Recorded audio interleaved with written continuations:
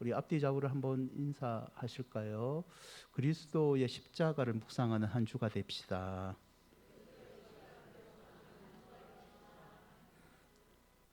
여러분, 북극 탐험가 중에 나노크라는 사람이 있어요. 이 나노크의 기록에 따르면요, 이 극지방의 눈보라는 이 방향 감각을 상실하게 만든다고 합니다. 한치 앞이 보이지 않는 이 화이트아웃 상황에서요, 탐험가들이 살아남는 유일한 방법은 자신의 느낌, 경험이 아니라 이 미리 고정해둔 기준점을 믿는 것이라고 해요. 노련한 탐험가는요, 출발점에 이 지도에 그은 선이 있는데요, 이 선들을 의심하지 않고 그냥 그 선 보고 따라간다고 합니다.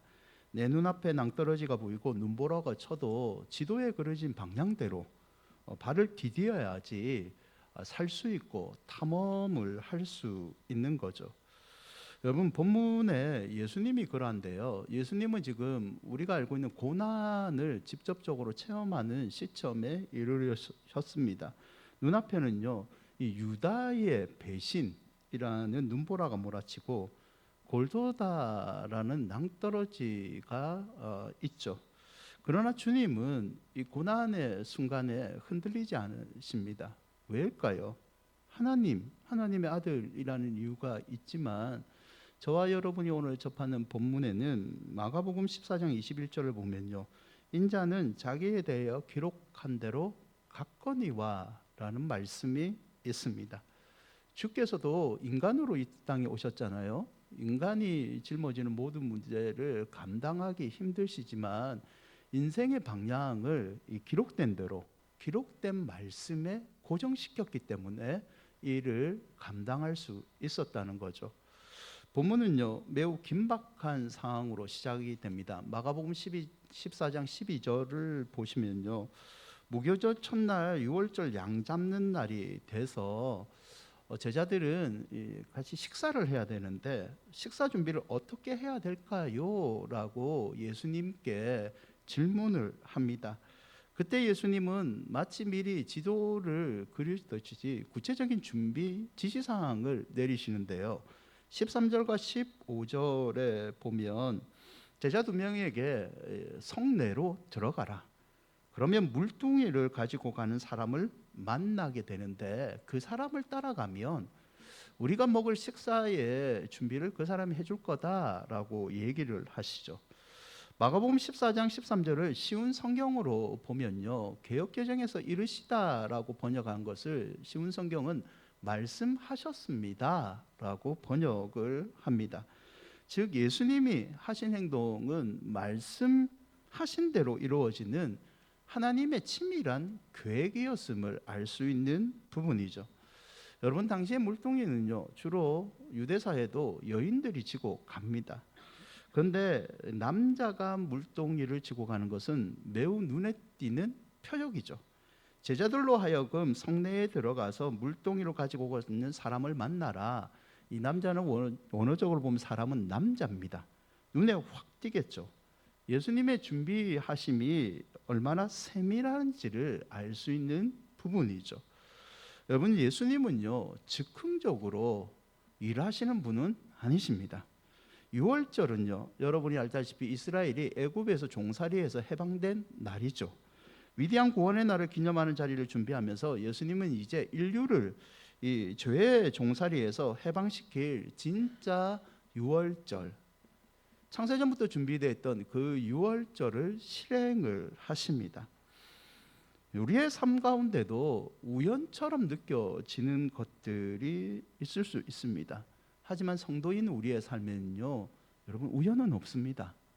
하나님의 계획 가운데 있는 거죠. 주님도 인생을 향한 하나님의 말씀의 설계도 가운데 지금 행동하고 계신 겁니다. 저녁이 되고요, 식사 시간이 됩니다. 식사를 나누는 이 교제의 시간은요, 화목의 시간이고 행복한 시간이죠. 하지만 이 화목할 식탁에 차가운 긴장감이 감도는데요, 그 긴장감은 예수님 때문입니다. 예수님이 이 화목한 식사 자리에서 폭탄 선언 하나를 하십니다. 14장 18절에 보면 다 앉아 먹고 있을 때 예수께서 말씀하시죠. 너희 중 제자 중에 한 명이 나를 판다.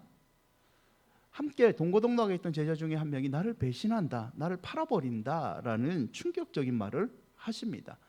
당연히 제자들은요 당황하죠. 19절에 한 명 한 명이 얘기하기를 나는 아니지요.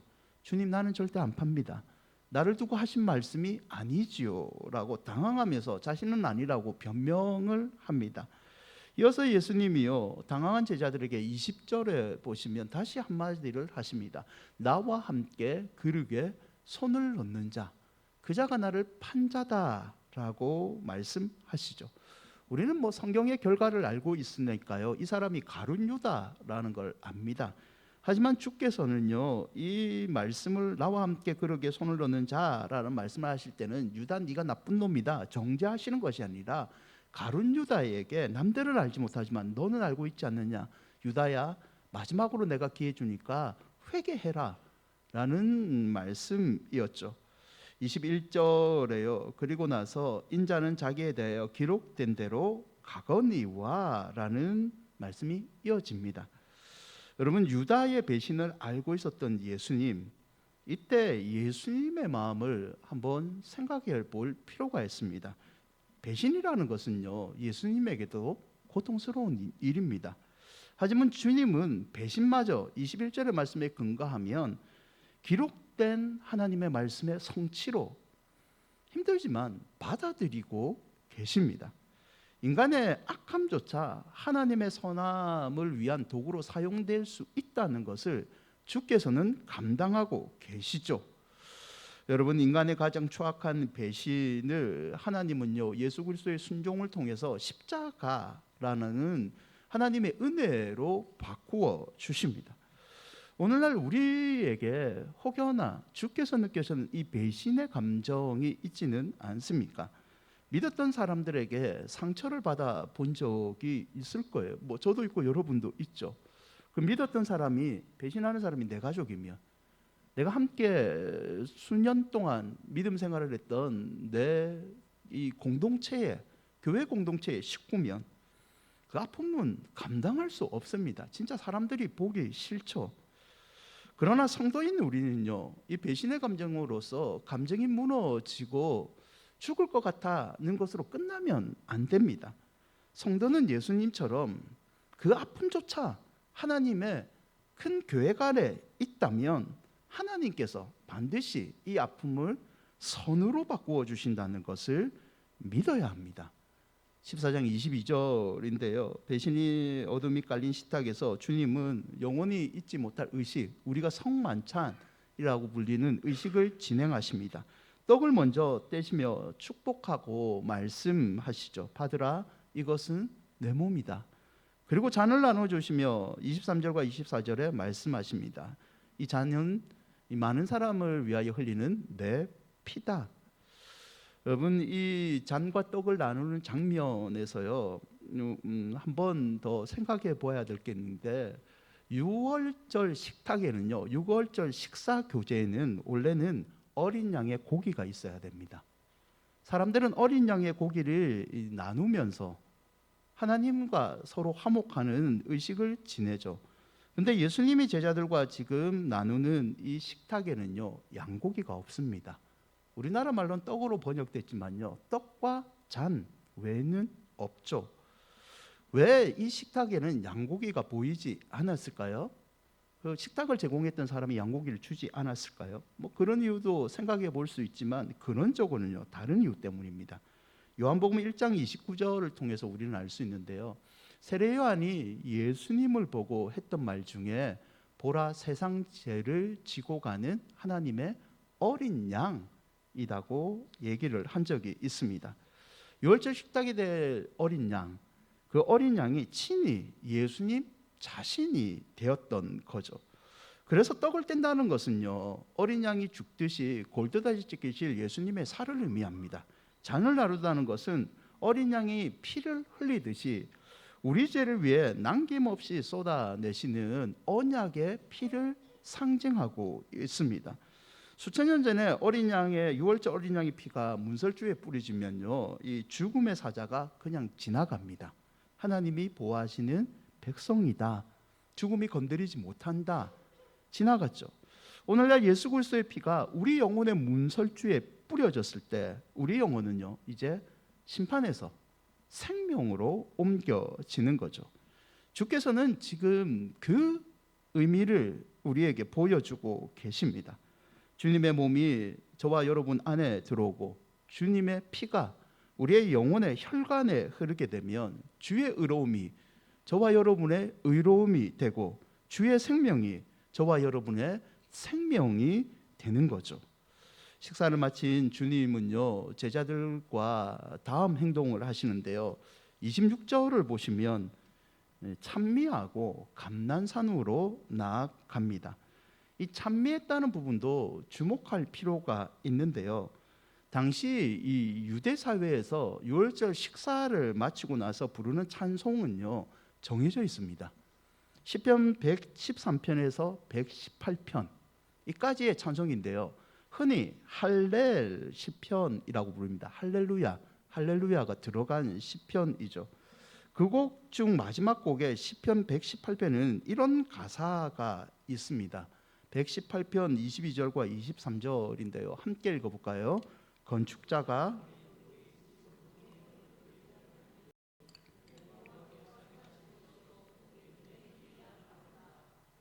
성찬의식을 마치고요, 예수님이 제자들과 함께 이 노래를 부르면서 이 감난산, 죽음이 있는 겟세마네 동산으로 갔다고 합니다. 여러분, 예수님은요, 지금 자신이 사람들에게 버릴 것을 이 노래를 통해서 더 밝히고 있습니다. 세상이라는 건축가들이 쓸모없다고 예수님을 버리는 거죠. 자기는 세상으로부터 배신당하는 돌이 될 것도 알고 계십니다.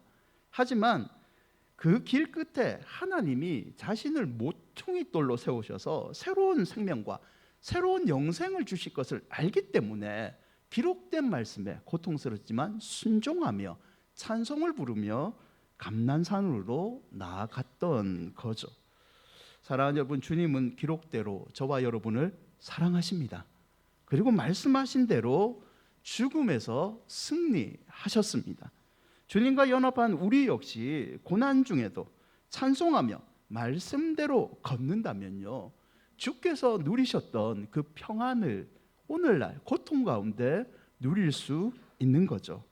사랑하는 여러분, 다음 주간은 고난 주간인데요, 이 고난 주간에 말씀대로 이루실 주님처럼 그 말씀을 승리하시고 기도로 십자가를 묵상하셔서 인생의 모든 고난을 다시 한번 이기시는 여러분이 되시기를 축원드립니다.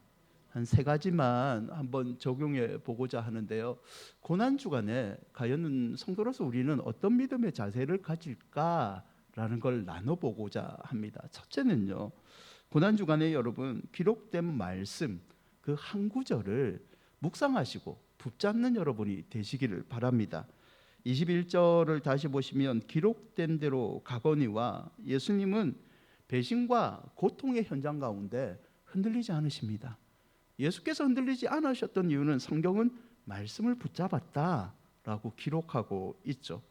여러분, 성도의 삶에도 풍랑이 몰아칠 때요, 중심을 잡아줄 기준점이 필요합니다. 그 기준점은 말씀이죠. 고난 주간 동안 여러분 답이 되는 성경 한 구절을 은혜로 만나시는 그 축복이 넘치시기를 바랍니다.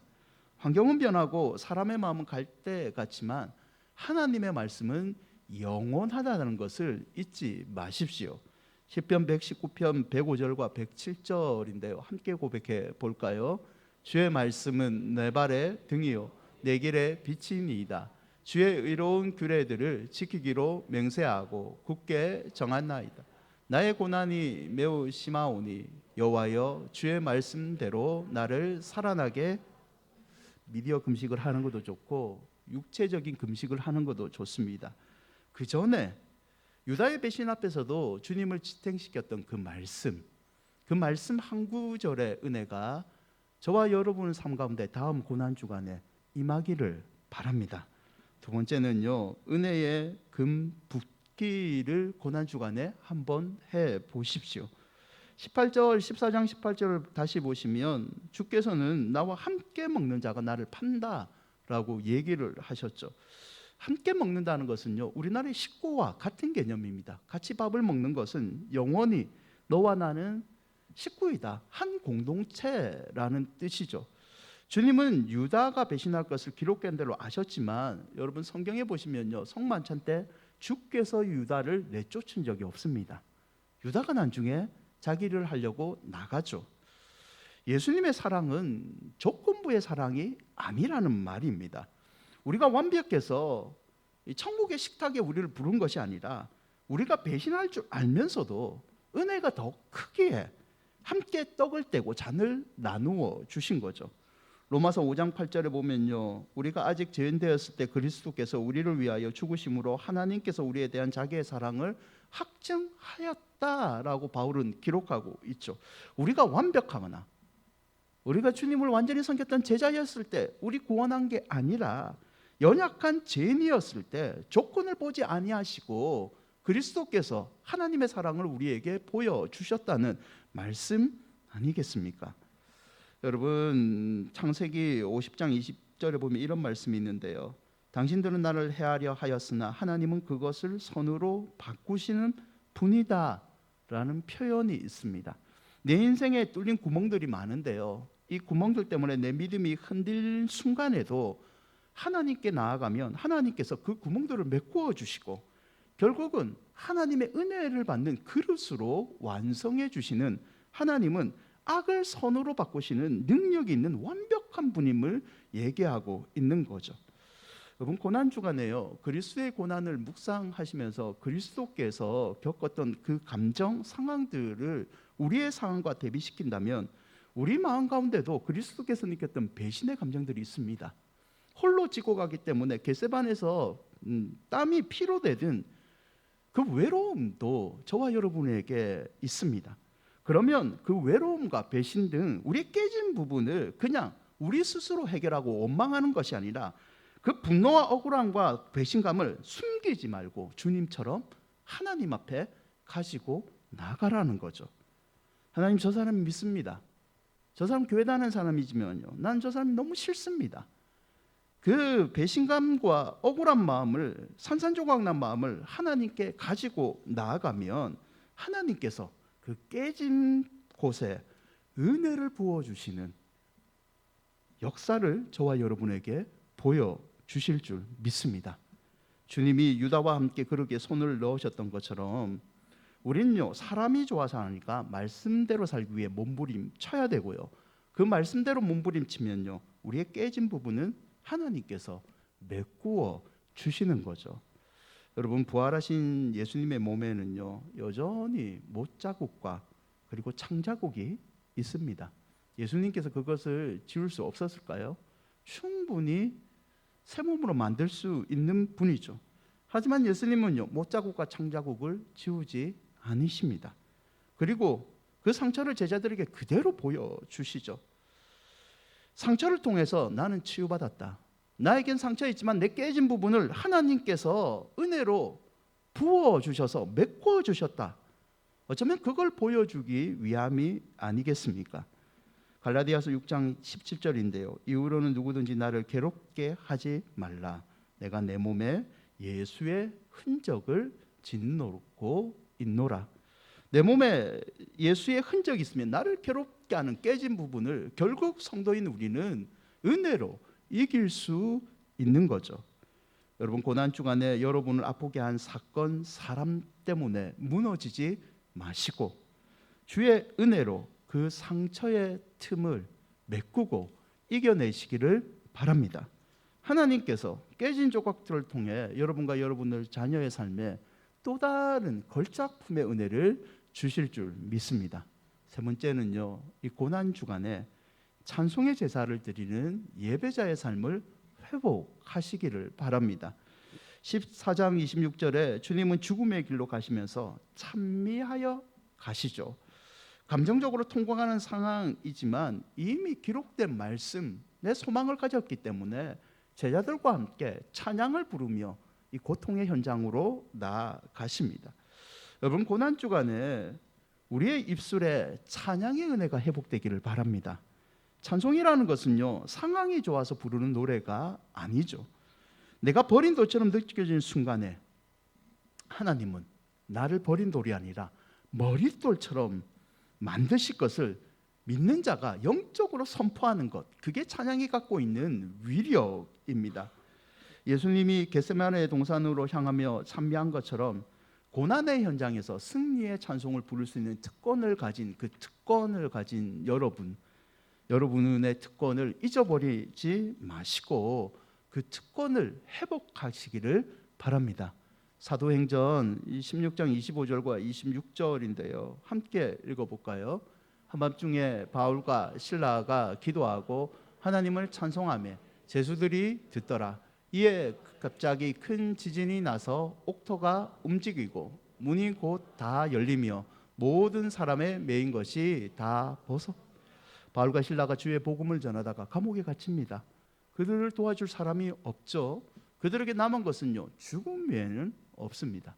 하지만 바울과 실라는 이 상황에서 하나님을 의지하고 하나님께 찬양하는 예배를 선택합니다. 그들의 선택이 결국 어둠의 권세를 이기는 능력으로 임하게 됐죠. 여러분, 찬양의 은총을 회복하시기를 축원드립니다. 찬송 하나가 여러분과 여러분 자녀를 둘러싸고 있는 어둠의 권세를 떠나가게 만들 줄 믿습니다. 말씀을 맺고자 합니다. 사진을 보여주시면 한 장례식인데요, 찰스턴 교회의 장례식입니다. 앞에 사진에 있는 9명이 안타깝게 목숨을 잃은 성도들이에요.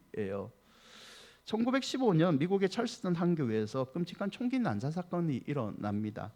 인종차별에 가득 찬 21살의 청년 딜런 루프라는 사람이요, 교회 예배 중에 총기를 그냥 무작정 난사해 버리죠. 그리고 안타깝게 9명의 성도들이 죽음을 맞이하게 됩니다.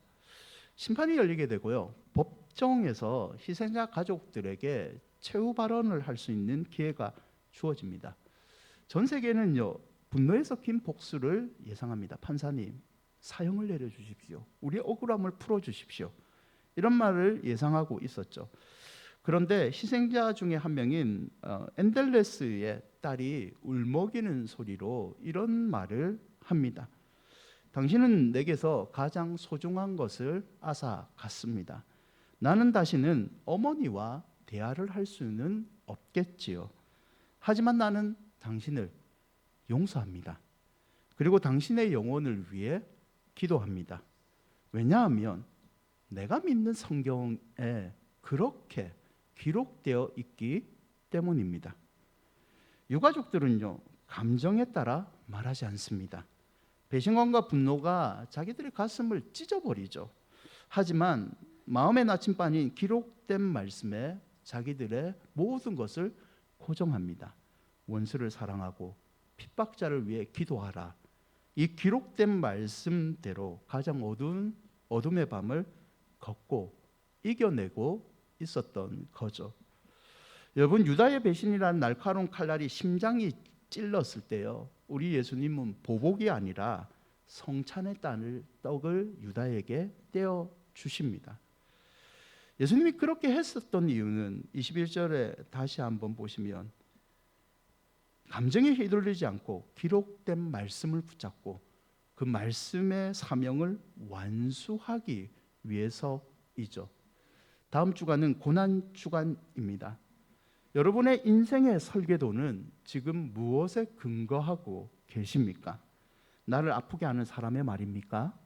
아니면 영원히 변치 않는 하나님의 약속의 말씀이십니까? 사랑하는 여러분, 나를 위해 찢기시고 피 흘리신 기록된 말씀을 실천하신 예수님을 다시 한번 붙잡으시기를 바랍니다. 주님이 찢기심으로 우리가 나음을 입었습니다. 주님이 피 흘리심으로 우리가 생명을 얻었습니다. 아무쪼록 말씀대로 우리를 위해 죽으신 은혜에 감사하시면서 인생의 감난산을 주님처럼 찬송하며 걸어가는 성도가 되시기를 주의 이름으로 축원드립니다. 우리 말씀 기억하면서 찬양하시죠.